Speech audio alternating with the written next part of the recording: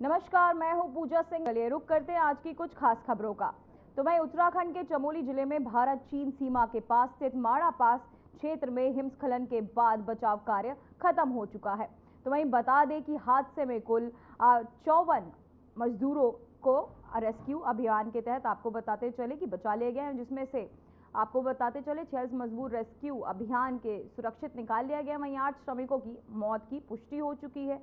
इस पूरे घटनाक्रम पर लगातार मुख्यमंत्री पुष्कर सिंह धामी की नजरें बनी हुई है। इस रेस्क्यू ऑपरेशन के बाद सीएम धामी ने ईश्वर से दिव्यांग आत्माओं की शांति पर और शोक संतप्त परिवारों को कठिन समय से संभल प्रदान करने की प्रार्थना की हुई है। तो वहीं बताते चले साथ ही कहा कि राहत एवं बचाव अभियान में आदरणीय प्रधानमंत्री जी का बहुमूल्य मार्गदर्शन और केंद्र सरकार की पूर्ण सहयोग मिला, जिसके परिणाम स्वरूप यह अभियान आपको बता चले प्रभावी रूप से संचालित हो सका। इस कठिन समय में तत्परता के साथ मदद पहुंचाने के लिए समस्त प्रदेशवासियों की ओर से केंद्र नेतृत्व के हृदय से आभार व्यक्त करता हूं। और क्या कुछ कहा उन्होंने, आइए आपको सुनाते हैं। से 2 दिन पहले एक बड़ा हिमस्खलन माड़ा जो गांव भारत का पहला गांव जिसको हमारे प्रधानमंत्री जी ने पहले गांव की संज्ञा दी और उस गांव में सड़क का निर्माण करने वाले हमारे 54 श्रमिक भाई काम कर रहे थे।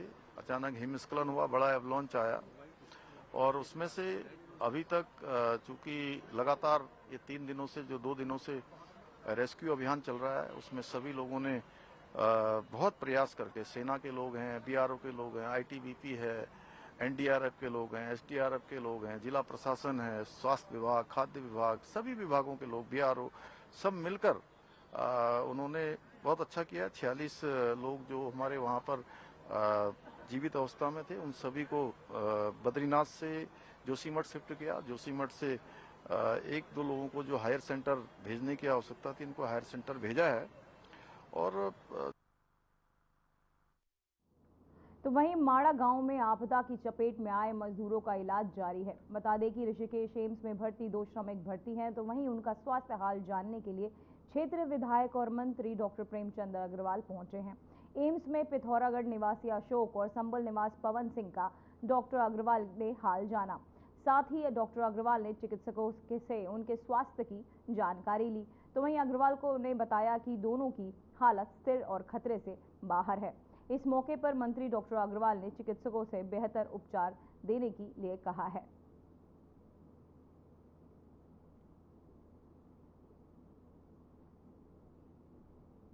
तो वहीं उत्तराखंड के चमोली में हुए हिमस्खलन के माड़ा गांव में 55 मजदूर फंस गए थे। उन मजदूरों को बचाने के लिए अभी भी रेस्क्यू ऑपरेशन अब खत्म हो चुका है। वहीं अब इस घटना पर केंद्रीय मंत्री धर्मेंद्र प्रधान ने भी बयान दिया है और रेस्क्यू ऑपरेशन के दौरान केंद्रीय मंत्री ने कहा था कि मैं संतोष के साथ कह सकता हूं कि अधिकांश लोगों को बचा लिया गया है और बाकी की तलाश जारी है। उत्तराखंड एक आपदा प्रवण राज्य है। यहाँ भूस्खलन एक चुनौती है, लेकिन यहाँ की सरकार इन घटनाओं से निपटने के लिए अच्छे इंतजाम किए हैं। मालूम हो कि भारतीय वायुसेना ने चीता हेलीकॉप्टर बचाव कार्य के तीसरे दिन भी अपना अभियान जारी रखे हुए हैं। बता दें कि इस हादसे में 8 मजदूरों की मौत हो चुकी है। मैं बड़े संतोष के साथ कह सकता हूं कि मैं कल अखबार में यहाँ जब आने के बाद अखबार और टीवी के माध्यम से देखा, यहाँ की स्थानीय सरकार की मुख्यमंत्री आदरणीय पुष्कर धामी जी की बयान में देख रहा था। एक बहुत बड़ा आपत्ति को उन्होंने सामना किया। लगभग लोगों को रेस्क्यू कर लिया गया, कुछ लोगों की अभी भी खोज जारी है। मैं आने वाले दिनों में इस प्रकार की और सजग रहने के कारण इस प्रकार की दुर्घटना ना हो, लेकिन नैसर्गिक आपत्ति है। उत्तराखंड जैसे प्रांतों को इस प्रकार की नैसर्गिक आपत्ति से जूझना पड़ता है। यहाँ का व्यवस्था चौकन्ना है संभालने के लिए। 4 लोगों की मौत भी हुई है। देखिए, अनहोनी को कोई टाल नहीं सकता है, नहीं होनी चाहिए, लेकिन दुर्घटना इस प्रदेश, जैसे मैंने कहा, उत्तराखंड प्रदेश आपदाग्रस्त प्रदेश है। यहाँ की जो लैंडस्लाइड एक चुनौती है, लेकिन यहाँ का सरकार उसके लिए सुव्यवस्था किया है। तो वहीं चमोली के माड़ा क्षेत्र में हुए एवलॉन्च के बाद जारी रेस्क्यू अभियान अब समाप्त हो चुका है। सर्च ऑपरेशन के दौरान लापता चल रहे 4 और लोगों के शव बरामद कर लिए गए हैं।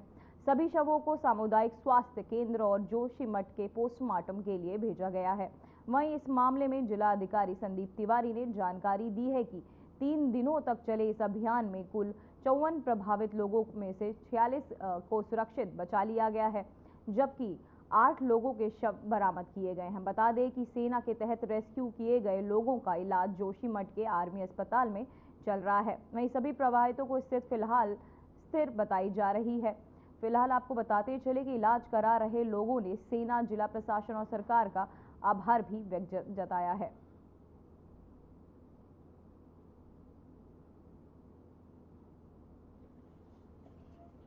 कुमार है सर, मैं पिथौरागढ़ बेरनाग का रहने वाला हूँ। वहाँ पे स्लाइडिंग हुई थी बहुत भयंकर, हमको मालूम नहीं चला। रात को ही बर्फ़ इतनी तेज़ गिर गई सर वहाँ पे। तो मतलब सुबह मॉर्निंग के टाइम में 6 बजे या अराउंड 6:30 बजे के टाइम में आया था वो। ऊपर से आया तो हम मतलब सोए हुए थे, पता ही नहीं चला। एकदम हमारे कंटेनर के ऊपर गिरा तो कंटेनर कम से कम 50 या 60 मीटर नीचे चले गया था।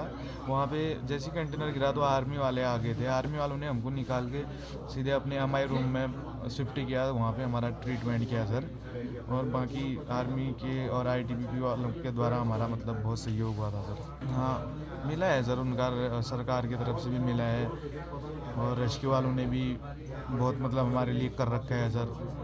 क्योंकि सर जिस तरह से इस बर्फबारी थी, 7 फीट 8 फीट बर्फबारी थी, हमारे आर्मी टीम ने तुरंत आए, हमको स्टेशन पे लेके गए। मतलब जिसको निकाल सकते थे तुरंत निकाल के ले गए, ट्रीटमेंट शुरू किए हुए। पूरा सपोर्ट मिला सर हमको। मेरा नाम विपिन है। सब कुछ ठीक मिल रहा है सर, बढ़िया मिल रहा है। इतना सब घर से बात हो गई है। मैं कल पहुंच गया था घर, कल लेके आया था, मैंने घर में कॉल कर दिया था। तो वहीं पहाड़ों की रानी मसूरी, दिल्ली और यूपी के पर्यटकों को माल रोड पर नो पार्किंग पर अपनी स्कॉर्पियो गाड़ी खड़ी करना और पुलिस से बहस करना महंगा पड़ गया, जिसके बाद से पुलिस ने गाड़ी को अपने कब्जे में लेकर कार चालक का चालान कर दिया। बता दें कि माल रोड पर सड़क किनारे वाहनों को खड़ी करने से पाबंदी है, परंतु कई रसूखदार पर्यटक माल रोड पर अपनी लंबी कारों को खड़ी करके जाम का कारण बन रहे हैं, जिसको लेकर मसूरी पुलिस के तहत कड़ी कार्रवाई शुरू कर दी गई है। रविवार को माल रोड पर चिक चॉकलेट के पास पर्यटक के तहत अपनी व्हाइट स्कॉर्पियो सड़क पर खड़ी कर दी, तो वहीं जिसे सड़क पे दोनों ओर वाहनों का लंबा जाम लग गया। वहीं सूचना मिलने पर मसूरी पुलिस की एसआई ज्योति पवार के नेतृत्व में मौके पर पहुंची, परंतु रसूखदार लोग अपनी रसूख की हनक दिखाते हुए कार को माल रोड से हटाने की बजाय पुलिस से ही बहस करने लगे, जिसको लेकर एसआई ज्योति पवार के तहत सख्त रुख अपनाते हुए गाड़ी को अपने कब्जे में लिया और पर्यटकों को मसूरी के नियमों के साथ कानून का पाठ पढ़ाया।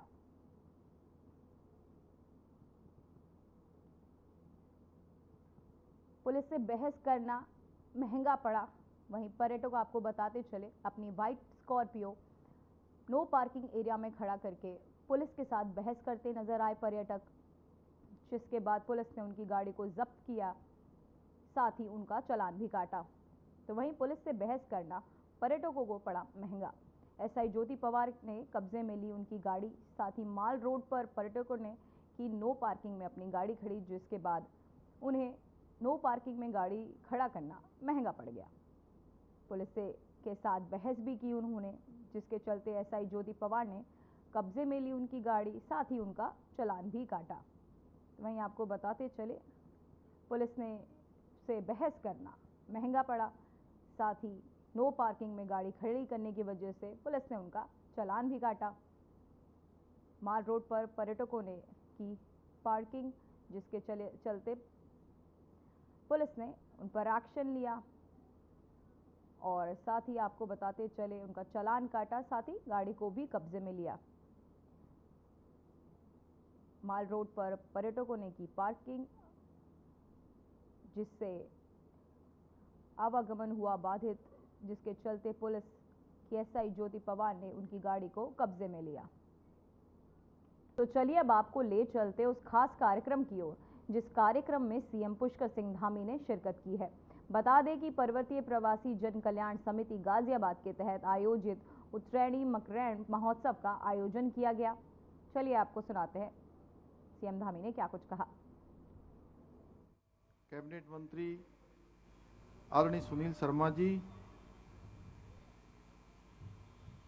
उत्तरैणी मकरैणी समिति के अध्यक्ष श्री सागर रावत जी, विजय रावत जी, दिनेश बड़ोला जी, पीएन शर्मा जी, विजय बागड़ी जी, आरपी घिल्डियाल जी, संजय दरमोला जी, आशीष नेगी जी, मोहन सिंह नेगी जी, खेम सिंह नेगी जी, श्रीमती चंपा मनराल जी, विनोद कपट्याल जी, सुरेश पांडे जी, गणेश रौतेला जी, उमेश सिंह पुंडीर जी, सुबोध कोटनाला जी, चिरंजी लाल भट्ट जी, अर्जुन राणा जी, सचिदानंद जी, पीसी नैनवाल जी एवं सभी आए हुए हमारे सभी वरिष्ठ इस उत्तरैणी मकरैणी महोत्सव में अपना योगदान देने वाले सभी हमारे समिति के सदस्य, सभी पदाधिकारी और आज बड़ी संख्या में यहाँ पर उपस्थित हमारे सभी बड़े बुजुर्ग, सभी उपस्थित माताएं, बहनें, मेरे सभी युवा नौजवान साथियों, पत्रकार मित्रों एवं छायाकार बंधुओं, मैं आप सभी का इस उत्तरैण मकरैणी कौथिक महोत्सव में आप सबकी इतनी बड़ी संख्या में आप सब यहाँ पर उपस्थित हुए हैं। मैं देवभूमि उत्तराखंड के मुख्य सेवक के रूप में आप सभी का हृदय से स्वागत करता हूं, आप सबका अभिनंदन करता हूं। इस भव्य और आकर्षक कौथिक में आकर आप सबके बीच में मुझे अत्यंत हर्ष की अनुभूति हो रही है। शानदार ये महोत्सव आप सबके द्वारा यहाँ पर आयोजित किया जा रहा है और सच में थोड़ी देर में बहन खुशी जब यहाँ से बहुत सुंदर गीत गा रही थी तो ऐसा नहीं लग रहा था कि मैं गाजियाबाद में हूँ, मुझे ऐसा लग रहा था कि मैं उत्तराखंड के ही किसी स्थान पर जो है आप सबके बीच में उपस्थित हूँ। यहाँ मुझे उत्तराखंड की संस्कृति, वेशभूषा, खान पान और अपनेपन की जो एक मिठास है उसका एक संगम यहाँ पर देखने को मिल रहा है। आप सभी उत्तराखंड से दूर रहकर भी जिस प्रकार हमारी समृद्ध जो सांस्कृतिक विरासत है उसको आगे बढ़ाते हुए नई पीढ़ी तक पहुंचाने का प्रयास कर रहे हैं, उसकी जितनी प्रशंसा की जाए उतनी कम है। मैं पूरी समिति को बहुत बधाई देता हूं। भाइयों बहनों, इस प्रकार के महोत्सव न केवल हमारी सांस्कृतिक विरासत, हमारी लोक कला, लोक संगीत को बढ़ावा देने का काम करते हैं, बल्कि उत्तराखंड के अलग अलग क्षेत्रों से आकर यहाँ रह रहे सभी उत्तराखंडी भाई बहनों के बीच में परस्पर उन सबको प्रेम के एक सूत्र में पिरोने का भी कार्य करते हैं। मुझे देखकर आज अत्यंत प्रसन्नता हो रही है कि 3 दिवसीय आयोजन में विभिन्न स्टॉलों के माध्यम से हमारी पारंपरिक हस्तशिल्प, जैविक उत्पाद और उत्तराखंडी जो व्यंजन है उनको प्रदर्शित किया गया है। इन स्टॉलों के माध्यम से यहाँ आने वाले लोग न केवल हमारे इन उत्पादों की खरीदारी कर सकेंगे, बल्कि जो हमारे बहुत ही स्वादिष्ट पहाड़ी व्यंजन हैं, विविध और अद्भुत उसके स्वाद का आनंद भी ले सकेंगे। राष्ट्रीय राजधानी क्षेत्र में उत्तराखंड की समृद्ध संस्कृति और परंपरा को संजीव बनाए रखने के लिए, इस अद्वितीय प्रयास के लिए मैं एक बार फिर से पर्वतीय प्रवासी जन कल्याण समिति की पूरी टीम का हार्दिक अभिनंदन करता हूं। और उन्होंने मुझे भी आप सबके बीच में आने का अवसर दिया, मुझे बुलाया, उसके लिए भी मैं पूरी समिति का धन्यवाद करता हूं। आदरणीय भाइयों बहनों, हम सभी जानते हैं प्रधानमंत्री जी के नेतृत्व में आज पूरे भारत के अंदर विकास भी और विरासत भी, इस उद्घोष के साथ जहां एक और अभूतपूर्व रूप से विकास के कार्य करवाए जा रहे हैं, वहीं दूसरी ओर आज देश के जो हमारे बड़े धार्मिक स्थल हैं, चाहे वो काशी विश्वनाथ कॉरिडोर हो, उज्जैन में महाकाल लोक हो, एवं अयोध्या में जहां भगवान राम पैदा हुए और हम सब लंबे समय से कई पीढ़ियां इस प्रतीक्षा में थी कि जहां भगवान राम पैदा हुए वहां उनका भव्य और दिव्य मंदिर बनना चाहिए। माननीय प्रधानमंत्री मोदी जी के नेतृत्व में अयोध्या में भगवान का भव्य और दिव्य मंदिर बनकर देश में एक नए सांस्कृतिक पुनर्जागरण की नींव रखने का काम आदरणीय प्रधानमंत्री नेतृत्व में संपन्न हुआ है। इसके साथ ही लोकल फॉर वोकल और मेक इन इंडिया जैसी पहलों के माध्यम से हमारी जो स्थानीय अर्थव्यवस्था है, उस स्थानीय अर्थव्यवस्था को भी प्रोत्साहित किया जा रहा है। इसी से प्रेरणा लेकर देवभूमि उत्तराखंड में भी विकास के साथ साथ सांस्कृतिक धरोहरों के संरक्षण के लिए भी निरंतर प्रयास किए जा रहे हैं। आज जहां एक और प्रदेश में शिक्षा, स्वास्थ्य, सड़क, पेयजल, रेल और हवाई कनेक्ट मजबूती प्रदान की जा रही है, वहीं श्री केदारनाथ जी में नवनिर्माण और पुनर्निर्माण का कार्य हो, भगवान बद्री विशाल का मास्टर प्लान के साथ ही हमारे चारों धामों में हो, और वहीं मानसखंड में स्थित हमारे जितने पौराणिक मंदिर एक दूसरे से जोड़ने एक सर्किट के रूप में उनके नवनिर्माण और पुनर्निर्माण का कार्य तेजी से किया जा रहा है। इसके साथ ही हमने आने वाले समय में 2027 में अभी प्रयागराज में कुंभ संपन्न हुआ है, महाकुंभ संपन्न हुआ है। 2027 में देवभूमि उत्तराखंड हरिद्वार में कुंभ का आयोजन हो रहा है।